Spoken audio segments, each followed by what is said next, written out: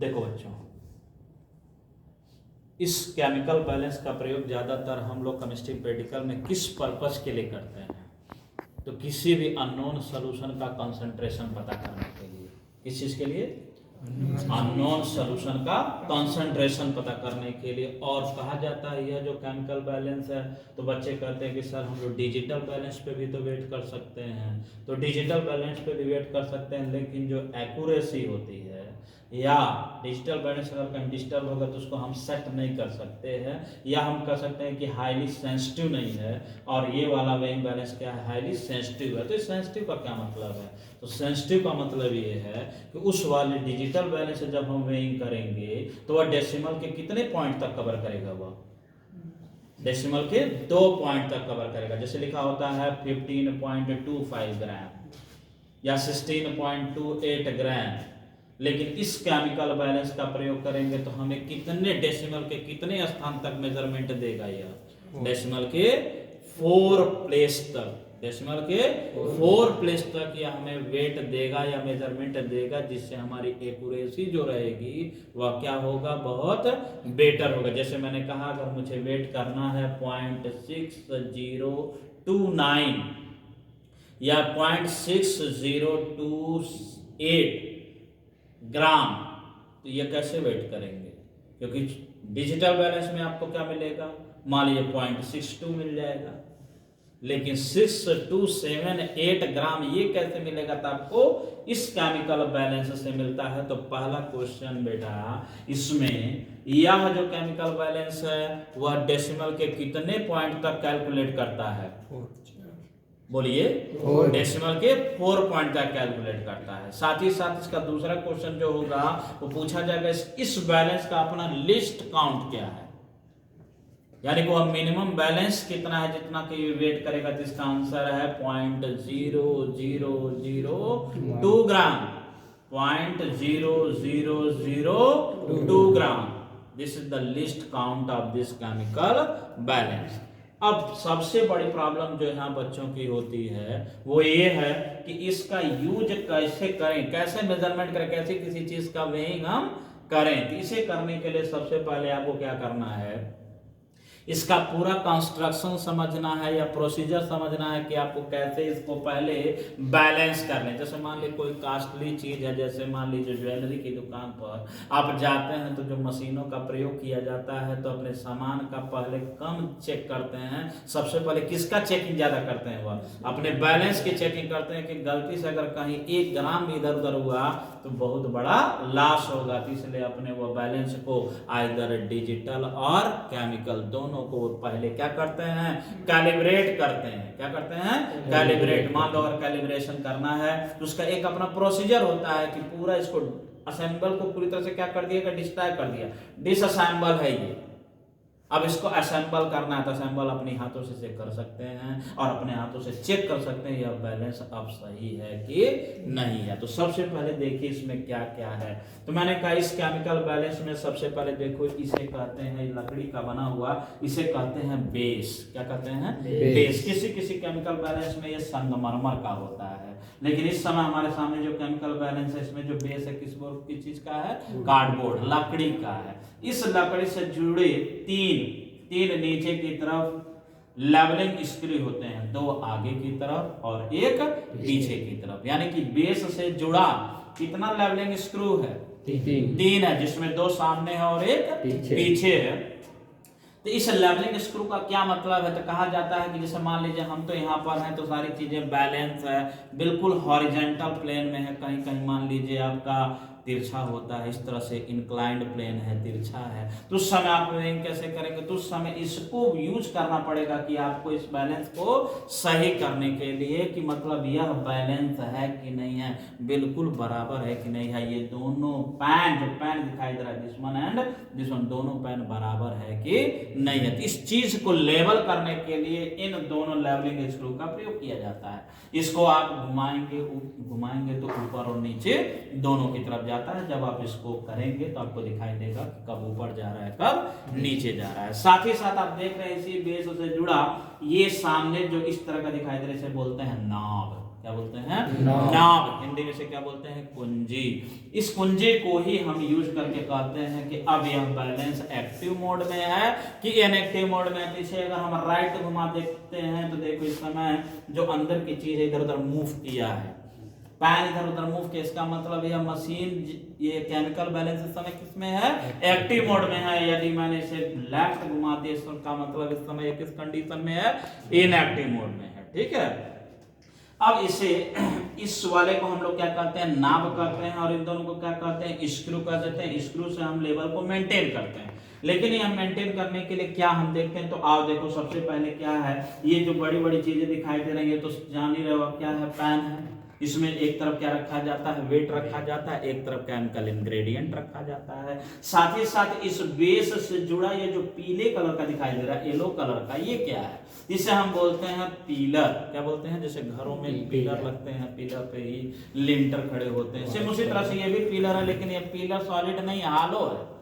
ये पिलर क्या है? हालो है। और इसके बीच में एक राड गया, मेटेलिक राड गया, उसी मेटेलिक राड को इससे कनेक्ट कर दिया गया है। ये मेटेलिक राड इससे कनेक्ट होकर जो ऊपर का जो दिखाई दे रहा है स्केल, जिसको बोलते हैं ग्रेजुएटेड स्केल। ग्रेजुएटेड स्केल मतलब उस पर जो बना हुआ है ना वो फिक्स है, जो गैप है उसका जो स्केल है वो फिक्स है, इसलिए से बोलते हैं ग्रेजुएटेड स्केल। और वह ग्रेजुएटेड स्केल इस वाले नाम से क्या है? कनेक्ट है। देखो जब इसे मैं घुमाऊंगा तो ऊपर उठेगा, दिखाई दिया। अब फिर इसे मैंने छोड़ा तो नीचे गया, तो इसका मतलब ये बीच में से हालो पिलर के अंदर से बीचों बीच में से क्या गया? मेटेलिक राड, जो इसको क्या कर दिया है? कनेक्ट कर दिया है।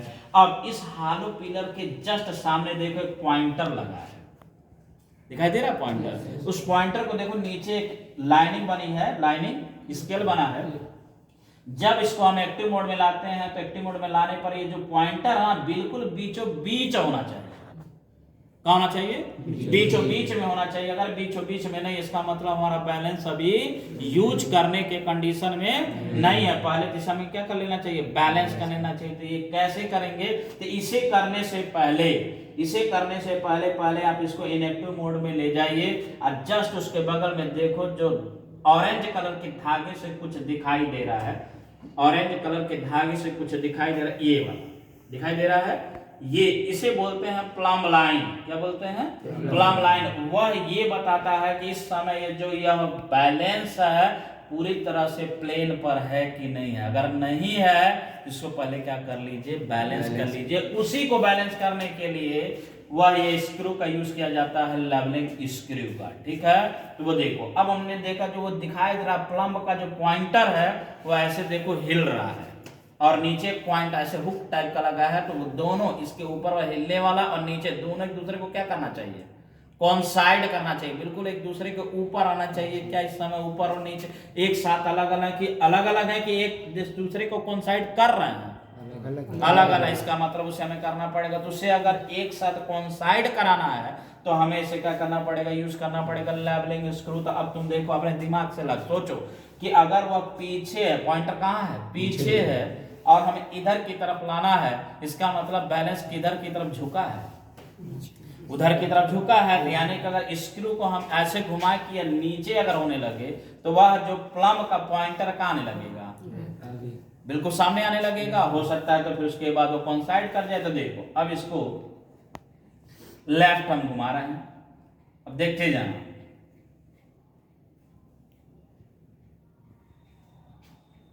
देखो अब देखो, अब नीचे वाला जो हुक है ये इसके साथ पूरी तरह से क्या कर रहा है? वो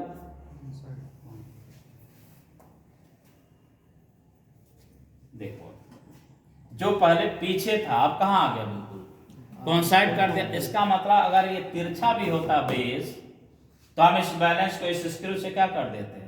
उस प्लम लाइन को उस पॉइंटर से क्या कराते? कॉन्साइड करा के बिल्कुल बैलेंस कर लेते। अब ये पहला तो हो गया हमारा बिल्कुल लेवल में है। बैलेंस हमारा किस में है? लेवल में। भले हमारा प्लेन हमारा इंक्लाइंड हो, चाहे हॉरिजॉन्टल हो, चाहे जैसा भी हो, इस समय हमारा बैलेंस प्लेन पर है, प्लेन हो चुका है, क्योंकि वह दोनों एक दूसरे को क्या कर रहे हैं? कॉन्साइड कर रहे हैं। अब इसके बाद हम इसे क्या कर देते हैं? एक्टिव मोड में लाते हैं। अब देखो एक्टिव मोड में लाने के बाद हम देख रहे हैं कि जो ये पॉइंटर है, जो मेन स्केल से या ग्रेजुएटेड स्केल से जो पॉइंटर अटैच है, वो देखो किस तरफ भागा हुआ है? दाहिने तरफ भागा, इसका मतलब यह बैलेंस नहीं है, तो इसको भी पहले बैलेंस करना है। तीसरे बैलेंस करने के लिए अब कैसे करें? तीसरे बैलेंस करने के लिए इस केमिकल बैलेंस में 3 दरवाजे होते हैं, एक राइट हैंड, एक लेफ्ट हैंड और एक फ्रंट। तो आप इस फ्रंट वाले का बिल्कुल यूज मत करिएगा, फ्रंट वाला जैसे है ऐसे ही रहने दीजिएगा। जो आप यूज करेंगे केवल राइट साइड और लेफ्ट साइड के ही डोर ओपन करेंगे। जो ओपन करेंगे या जिस पे काम उसको ओपन करेंगे, दूसरे को क्या कर देंगे? बंद कर देंगे, ठीक है। और जब पूरी तरह से सेट हो जाएगा तो इसको पूरी तरह से क्या कर देंगे? क्लोज कर देंगे, क्योंकि हवा का एंट्री भी हमारा 1 ग्राम को क्या कर देगा, या 0.1 ग्राम को भी क्या कर देगा? डिस्टर्ब कर देगा। जैसे कहा जाता है जितने भी मेडिकेटेड प्रोडक्ट बनते हैं, जैसे आप पैरासीटामोल खाते हैं, कोरोना बीता, कोरोना में कितनी एमजी का पैरासीटामोल आप खाए हैं? 650 mg। 500 तो गया, 500 तो खत्म हो गया कभी। कोरोना में जो बुखार हुआ उसमें 650 mg ही कारगर था। तो 650 mg का वेंग बताओ, उससे नॉर्मल बैलेंस से या डिजिटल बैलेंस से कर पाएंगे? 650 mg मतलब 3 डिजिट का रहा है, और 3 डिजिट के लिए किसे चाहिए? हमें केमिकल बैलेंस चाहिए, तो इसी से कर सकते हैं। तो जितने भी mg वाले दवाइयाँ, मतलब ऐसा है, मान लो 650 mg हम कर रहे हैं, जरा इसको ग्राम में कन्वर्ट करो, 650 ग्राम मिलीग्राम को जरा ग्राम में कन्वर्ट करोगे तो कितना होगा? हाँ, 0.650 ग्राम, 0.650 ग्राम मतलब 0.6, जबकि हम नॉर्मली 1 ग्राम वेट हमारे हाथ में दिखाई देता है। तो 0.6 कैसे वेट करेंगे हम? तो इस चीज को वेट करने, क्योंकि जितनी भी मेडिकेटेड प्रोडक्ट हैं लगभग थोड़ा सा अमाउंट ही आपके पूरे बॉडी को कंट्रोल करने के लिए भरपूर है, थोड़ा सा ही। देखते हो कभी कभी लिखा रहता 25 mg। छोटे बच्चों को बुखार हो जाता है, इतना बड़ा शरीर है, 2 साल का बच्चा, तो उसको बुखार होता है, जीपी दिया जाता है, कितने mg दिया जाता है? 100 mg दिया जाता है। 100 mg दवा का हाथ में छुओगे तब ऐसा छुओगे, बस यही दवा 100 mg। इतना ही दवाई अंदर जाता है बॉडी के अंदर, तो वो पूरे बॉडी को क्या कर देता है? फिजियोलॉजी को कंट्रोल कर देता है। इसलिए इस केमिकल बैलेंस का प्रयोग हाईली सेंसिटिव है। अगर सही से वेट नहीं करते हैं तो आपका जो डोज बन रहा है, हो सकता है वो क्या हो जाए? ओवरडोज भी हो सकता है, और वेट घट भी सकता है, बढ़ भी सकता है और घट भी। इसलिए ना बढ़ाना है और ना घटाना है, क्योंकि लेवल पे आप मेंशन कर रहे हैं, नहीं कर रहे हैं? कितना मेंशन कर रहे हैं?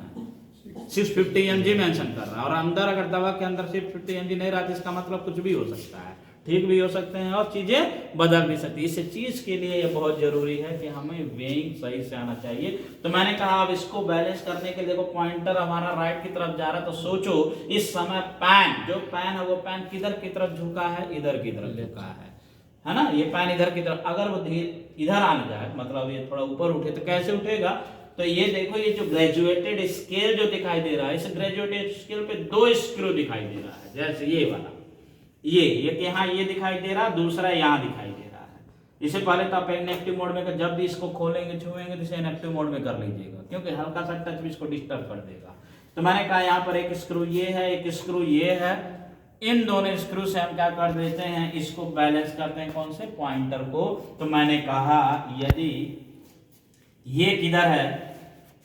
ये किधर की तरफ है? इधर झुका है, इधर झुका है। अब ये स्क्रू हम इधर अंदर की तरफ ले जा सकते हैं, या इस स्क्रू को क्या कर सकते हैं? बाहर की तरफ निकालेंगे, तभी तो जितना बाहर करेंगे तो झुकाव किधर होगा? दाहिने। तो हम दोनों मेथड कर सकते हैं, लेकिन एक टाइम पे एक ही करिएगा। जैसे मान लीजिए अगर मैंने कहा चलिए किधर है, ये है, अब अगर ये इधर झुका है तो मैंने कहा इधर वाले को डिस्टर्ब मत करिए, दाहिने वाले इस स्क्रू को, ये जो सामने दिखाई दे रहा है ये वाला, इसको किधर की तरफ घुमाएं?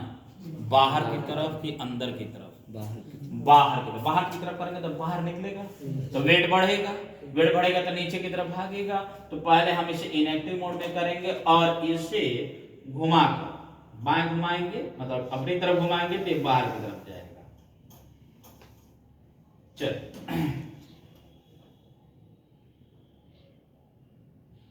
अभी भी है, यानी कि अभी और बाहर जाएगा।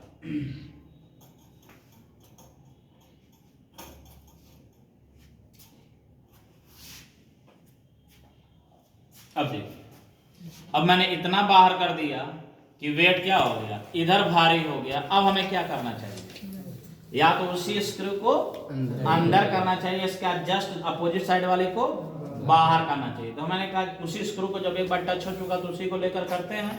तो मैंने इसको पहले इनएक्टिव मोड में किया और फिर इसको थोड़ा सा अंदर करेंगे।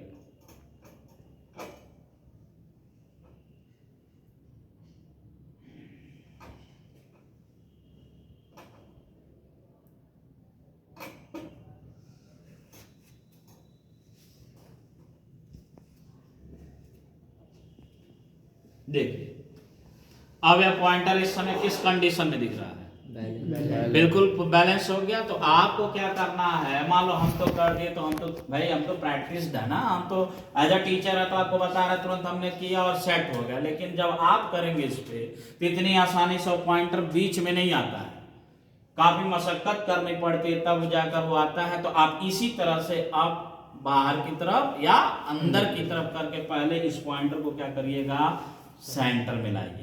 जब आप इसको सेंटर में ला देंगे, जब इसको आप सेंटर में ला देंगे उसके बाद इसको इनएक्टिव मोड में कर दीजिएगा। इसका मतलब अब यह बैलेंस पूरी तरह से क्या हो चुका है, एक्टिव हो चुका है। अब इस पे किसी भी चीज का अगर वेट करते हैं, और वेट किसका करना है, हमें केमिकल का वेट करना है। और अगर केमिकल का वेट करेंगे तो 100% वो क्या देगा, एक्यूरेट वैल्यू देगा।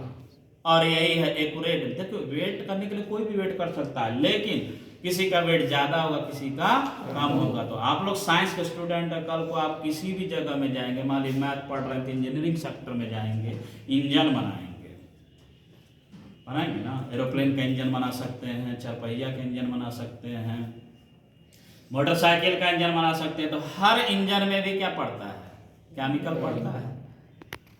तो केमिकल पड़ता है तो कौन सा ऐसा केमिकल पड़े तो उसकी एफिशिएंसी बढ़ जाए, घट जाए। देखते हैं ना, लिखा रहता है 150 सीसी, 125 सीसी। इसका क्या मतलब है, एफिशिएंसी ना मतलब है। अब कई प्रकार का मार्केट में डीजल आता है, डीजल कह रहे हैं, और नहीं जो इंजन में पड़ता है मोबिल, कई कंपनी का मोबिल आता है, लेकिन कहते हैं इस कंपनी का ये सही है, इस कंपनी का ये सही है। हर कंपनी का सही है, लेकिन बतलाते हो क्या करे वो सही से बनाए। तो जो पेटेंटेड होते हैं वो सही बनाते हैं। तो इंजन बहुत दिनों तक हमारा बराबर रहता है। तो गाड़ियों का स्केल जो होता है या गाड़ी बहुत दिनों तक चलती है। मान लीजिए आप लोग डुप्लीकेट यूज करेंगे तो उसका जो अपना लाइफ टाइम है, उसके बाद वह गाड़ी आप जितना भी बढ़ाएंगे बनवाएंगे या क्या हो जाएगा, वह डिस्टर्ब होगा। तो उसी तरह से ये भी है। तो इसका मेन यूज हमें, मेन यूज तो आपको इंजीनियरिंग सेक्टर में नहीं है, मेन यूज कहाँ पर है, मेडिकल। और आप लोग का यूज है क्या मेडिकल में, नहीं है। गजब आदमी है आप लोग। तो आज अकेले हैं, कल दुकेले होंगे कि नहीं होंगे। शादी ब्याह होगा, बच्चे आएंगे, डॉक्टर को दिखाएंगे, दवा देगा डॉक्टर। तो अगर पढ़े लिखे हैं आप तो समझेंगे नहीं दवाई पे क्या लिखा है, कि कुछ भी उठा के पिला देंगे बच्चे को। पढ़े लिखा आदमी क्या करता है, पहले चीजों को समझने का प्रयास करता है, आखिर दिया क्या गया है। तो आप चाहे इंजीनियरिंग सेक्टर के हों, चाहे कॉमर्स के सेक्टर के हों, चाहे मेडिकल के सेक्टर के हों, आप जब एक न एक दिन आपको जरूरत उस चीज की पड़ेगी। तो जब हम पढ़ रहे हैं तो सारी चीजों का जानकारी रहे, इसलिए पढ़ा जाता। मेडिकल वाले तो अब मान लीजिए आप गए इलाज कराने के लिए, पता चलता है इलाज कराने गए और दवा दे दिया, केस पलट गया। दोषी किसको ठहराएंगे, अपने आप को ठहराइए ना, क्योंकि मुझे जानकारी नहीं थी। डॉक्टर को क्यों दोषी ठहरा रहे हैं आपको अपनी जानकारी नहीं थी कि आपको दवा को कैसे खिलाना है, कब खिलाना है और कौन सी दवा खिलाना है। सारा कार्य केवल डॉक्टर ही नहीं कर सकता क्या। इसलिए आपको अपनी जानकारी, जो पढ़ रहे हैं आपके सिलेबस में यह है तो चीजों को ढंग से जान लेना होता है। ये नहीं कि हमारे सेक्टर में नहीं है तो नहीं करना, आपके सेक्टर में नहीं रहता तो पढ़ाई नहीं जाता। तो ये है। तो अब ये एक्टिव मोड में आ चुका है। अब इस एक्टिव मोड में आने के बाद अगर हम कहते हैं कि किसी भी चीज का वेइंग करना, जैसे आप लोग का टाइट्रेशन का टास्क क्या था, to prepare N/25 ferrous ammonium sulphate in 250 ml solution. आपको फेरस अमोनियम सल्फेट बनाना था कितने ml सोल्यूशन में, 250 ml सोल्यूशन में बनाना था। तो फेरस अमोनियम सल्फेट का वेइंग किए होंगे। तो वेइंग करने के दौरान कितना वेट किए होंगे, तो फार्मूला लगाया जाता है W = NeV/100 1000। तो एन का मतलब हो गया 1/25, ई का मतलब equivalent weight of ferrous ammonium sulphate, और वी मतलब वॉल्यूम का आपको कितना दे रहा है 250 दे रहा है, और नीचे आपका 1000 से डिवाइड कर रहा है, आप वैल्यू रख देंगे और उसके बाद आपको डब्ल्यू निकलेगा। बता कितना डब्ल्यू आया था आपका, कितना था देखिए 3.92 समथिंग आया होगा, देखिए 3.92 फेरस अमोनियम सल्फेट का जो हाँ वो तो कह रहा 3 फेरस अमोनियम, अरे भाई हम लोग तो बार बार प्रैक्टिकल कराते हैं, सारा चीज यहाँ बैठा हुआ है। 3.92 ग्राम हमको वेट करना, तो बताइए अगर हम इस मशीन से 3.92 ग्राम का वेइंग करना है तो किस वेइंग ऑपरेटर्स की जरूरत होगी। तो सबसे पहला आपका क्या है, वेट बॉक्स है। क्या है ये, वेट बॉक्स है। इस वेट बॉक्स में अलग अलग वेट रखे हुए हैं, जैसे ये है आपका कितना ग्राम 50 ग्राम, इसके ऊपर मेंशन है कितना ग्राम लिखा हुआ है 50 ग्राम है। ये 20 ग्राम 20 ग्राम, ये 20 ग्राम, ये 10 ग्राम। देखो अभी भी बहुत से लोग कंफ्यूज है, जबकि आप लोग स्टेज पर हैं, नहीं है। ये 5 ग्राम, ये 2 ग्राम, ये 2 ग्राम, ये 1 ग्राम। ये ग्राम वेट है। अगर आपसे कभी कभी तो एग्जामिनर पूछ भी लेते हैं टोटल आपका जो वेट बॉक्स में ग्राम वेट है वो कितने का है, तो कितने का है जोड़ी,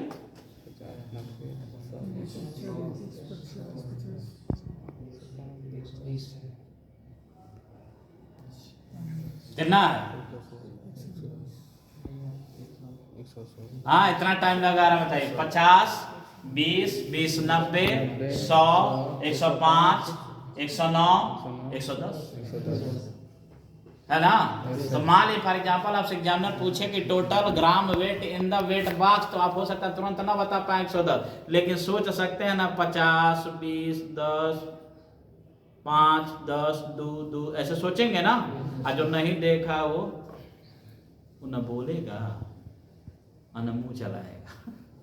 पता चल जाता सामने वाले के इसने कभी वेट बॉक्स देखा है कि नहीं देखा। तो आपको ये थोड़ी ना जानने के लिए आपके एक्सपर्ट हैं या आप बहुत कुछ जानते नहीं, आपने इंटरमीडिएट के प्रैक्टिकल ये चीज देखा कि नहीं देखा, क्या इसका यूज करना सीखे कि नहीं सीखे, इसलिए बताया जाता है। ऐसा थोड़ी कि सिखा दिया तुम एक्सपर्ट हो गए, नहीं कर पाए तुम फेल हो गए, नहीं ऐसा नहीं है। लर्निंग कैपेसिटी, आप लर्न करने आए, लर्न करके सीख लिए कि नहीं सीखे। तो ये हो गया टोटल ग्राम वेट।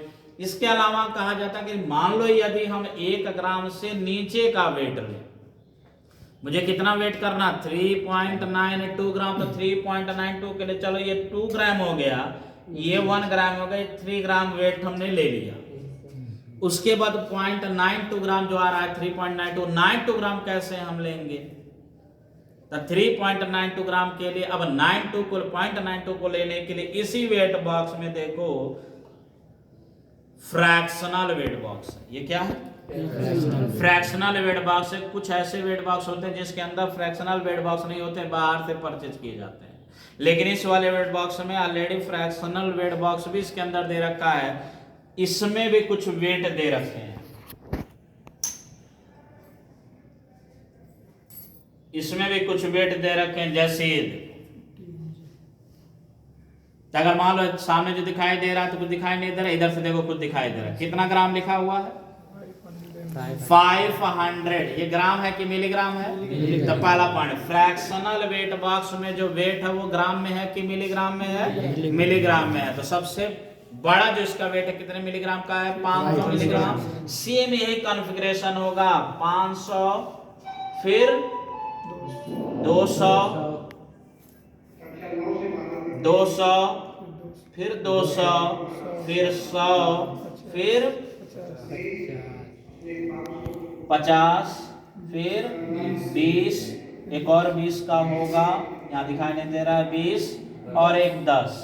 सेम यही कॉन्फ़िगरेशन ये भी रहेगा। जो बड़े वाले वेट बॉक्स है ना 8 ग्राम वाले, वही सेम ये वाले भी होते हैं। तो ये हो गया आपका 500 मिलीग्राम, और सबसे छोटा कितना ग्राम मिलीग्राम का हो गया 1 मिलीग्राम। सबसे छोटा वाला 1 मिलीग्राम, 10 मिलीग्राम, 10 मिलीग्राम। ध्यान दीजिएगा 1 मिलीग्राम नहीं है, 10 मिलीग्राम। अगर ये 10 है ना, जैसे 50, 20, 10, 50, 20, 20, 10, 5, 2, 1, 500, 200, 200, 100, 50, 20, 20, 10, 20, 20, 1, 20, 20, 10। यानी कि सबसे जो छोटा वेट है फ्रैक्शनल वेट बॉक्स में कितने ग्राम का है, सॉरी कितने मिलीग्राम का है, 10 मिलीग्राम का है। तो यानी कि आपको 10 मिलीग्राम तक का वेट कर लेंगे।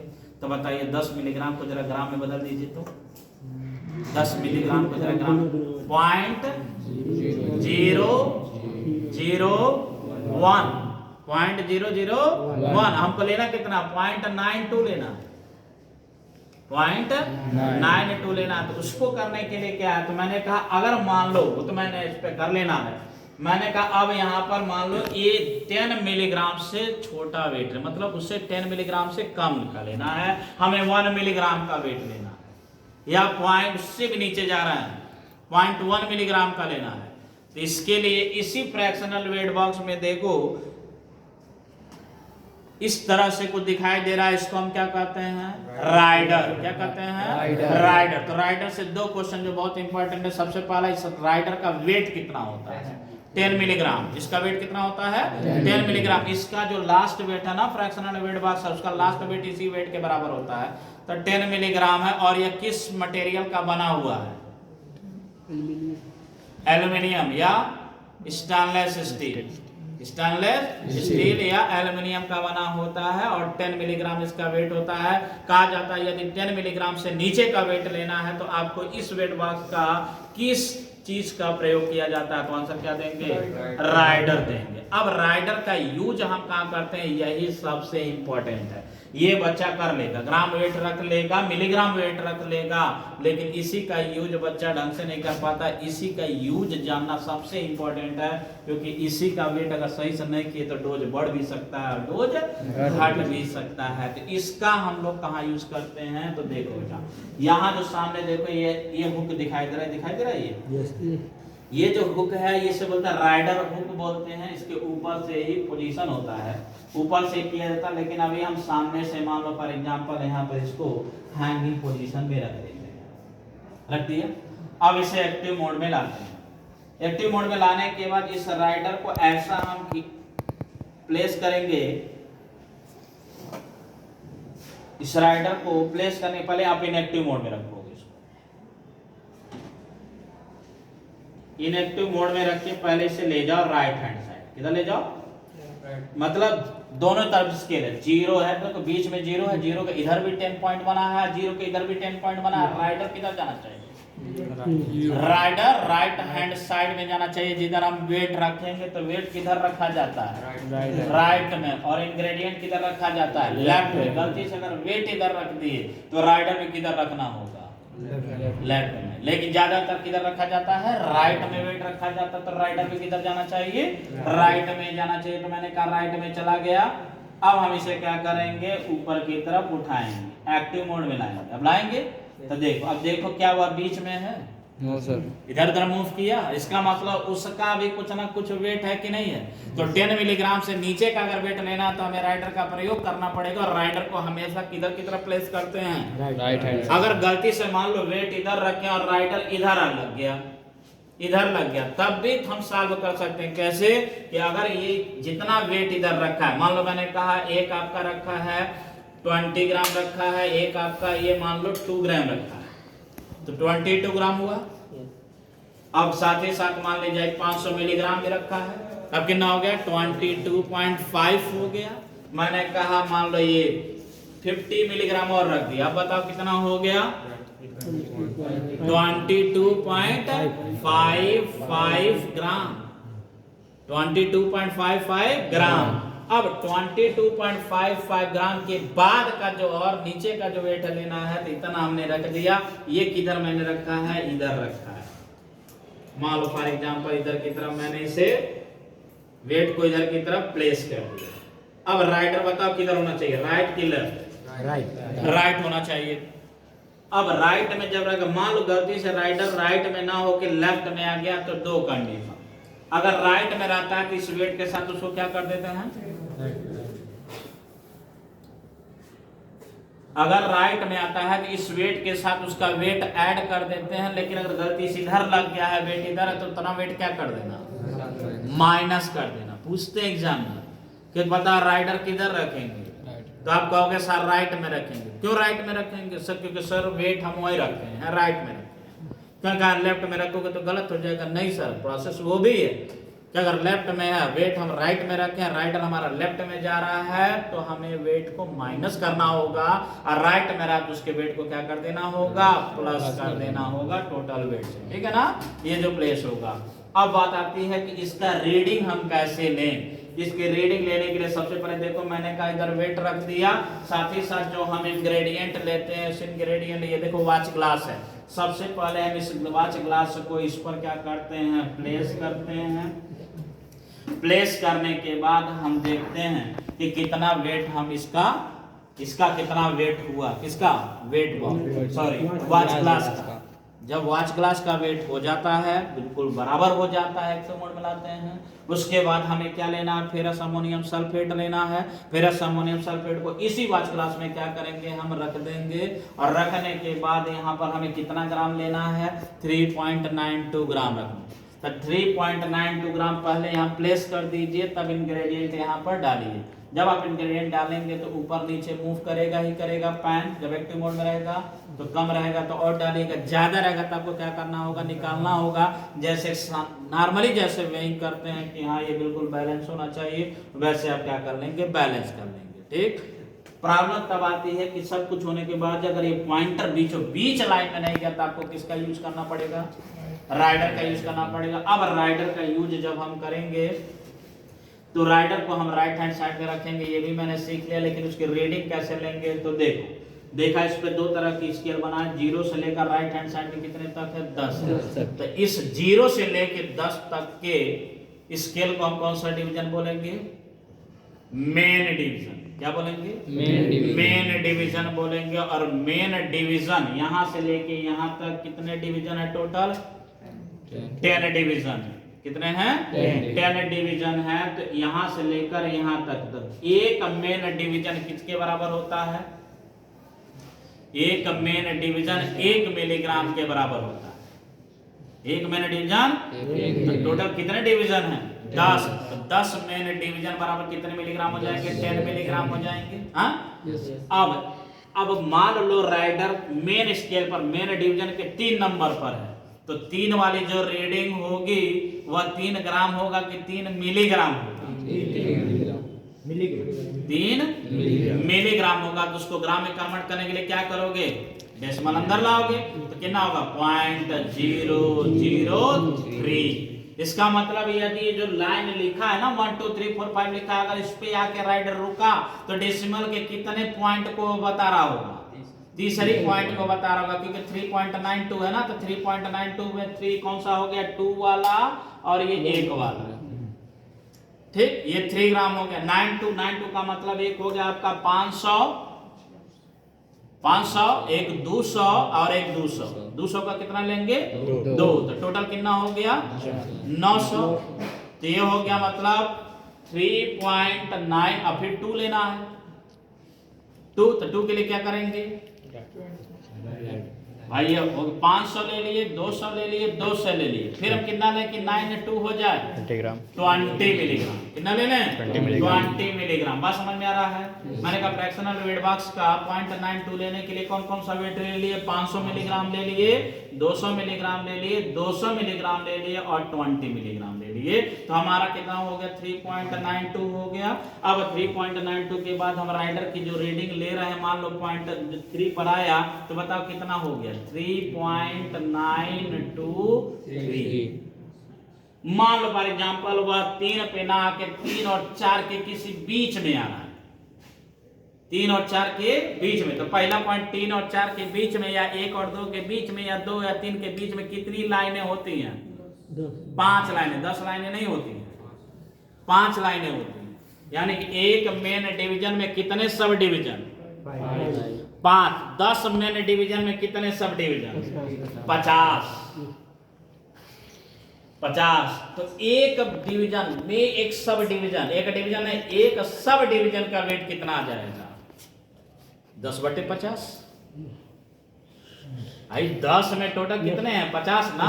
तो एक का निकालोगे सब डिवीजन का मान कितना आएगा? 10/50। 10/50 को भाग दो, कितना आ जाएगा? 0.2। 10/50 करोगे तो 0.2 ना। अब 0.2 को, ये 0.2 ग्राम है कि मिलीग्राम है? मिलीग्राम है। तो 0.2 मिलीग्राम को ग्राम में बदलोगे तो कितना आएगा? 0.0002। डेसिमल के कितने पॉइंट तक मिल गया? 4 पॉइंट तक। बात समझ में आ रहा है? डेसिमल के 4 पॉइंट, यानी कि जो चौथी रीडिंग होगी वह 0.0002 के रिस्पेक्ट में होगा। जैसे मान लो मैंने कहा तीसरे के बाद तीसरी लाइन पर आ रहा है, तीसरे मेन डिवीजन के बाद तीसरे लाइन पर आ रहा, बताओ कितना मान लिखेंगे चौथे डेसिमल पॉइंट का? 0.00006 लिखेंगे। उस 0.0002 का गुणा होगा कि नहीं होगा? होगा ना। मान लीजिए चौथी लाइन पर आया तब 0.0008, इसलिए कहा जाता है ये जो 0.0002 का गुणा हो रहा है, इसलिए इस बैलेंस का लिस्ट काउंट कितना है? 0.0002 है। इस तरह से हम क्या कर लेंगे, इसकी वेइंग करते हैं, और वेइंग करने के बाद हम लोग क्या कर लेते हैं? लिख लेते हैं। कहने का मतलब बेटा यह है बस कि सब कुछ वे करने के बाद ये जो पॉइंटर है बिल्कुल बीचों बीच में यदि रहता है तो किया गया वेइंग हमारा क्या है? एक्यूरेट है। अगर आप नहीं उसको किए हैं तो वेइंग तो हो ही जाएगा, लेकिन एक्यूरेसी जिसे कहते हैं कि हाँ इतना ही होना चाहिए, वह फाल्स भी हो सकता है। इस चीज की वेइंग करने के लिए इस केमिकल बैलेंस का प्रयोग हम लोग करते हैं। तो सिंपल सी चीज है, मैंने इसको वेइंग करने के लिए मेन क्या चीज आपको ध्यान देना है कि सबसे पहले प्लम्ब लाइन इस पे मिल रहा है कि नहीं मिल रहा है? प्लम्ब लाइन पॉइंटर जिसको साहुल कहते हैं, वह मैच कर रहा है, कोइंसाइड कर रहा है कि नहीं? दूसरा, यह पॉइंटर जाकर बिल्कुल बीचों बीच में है कि नहीं है? इंग्रेडिएंट हम किधर रखते हैं? Left side. वेट किधर रखते हैं? Right hand side. पहले हम वेट को रख देते हैं, उसके बाद क्या करते हैं? मटेरियल इधर रखते हैं। फिर रखने के बाद हम कहते हैं कि मान लो वेट हमने ग्राम वेट रख लिया और हमने मिलीग्राम वेट रख लिया। उसके बाद यदि हमें तीसरे और चौथे डेसिमल पॉइंट पे अगर मेजरमेंट लेना है तो हमें राइडर का यूज करना है। तो राइडर को हम दोनों तरफ प्लेस कर सकते हैं, आइदर राइट हैंड साइड और left hand side. Right hand side में प्लेस करते हैं तो उसे हम क्या करेंगे? जोड़ लेंगे। लेफ्ट में रहेगा तो उसे क्या कर देंगे? माइनस कर देंगे। ठीक है। इस तरह से इस केमिकल बैलेंस के द्वारा 4 स्टेप तक या 4 डेसिमल पॉइंट तक मेजरमेंट हम कर सकते हैं। ठीक है, चलो बंद कर दो।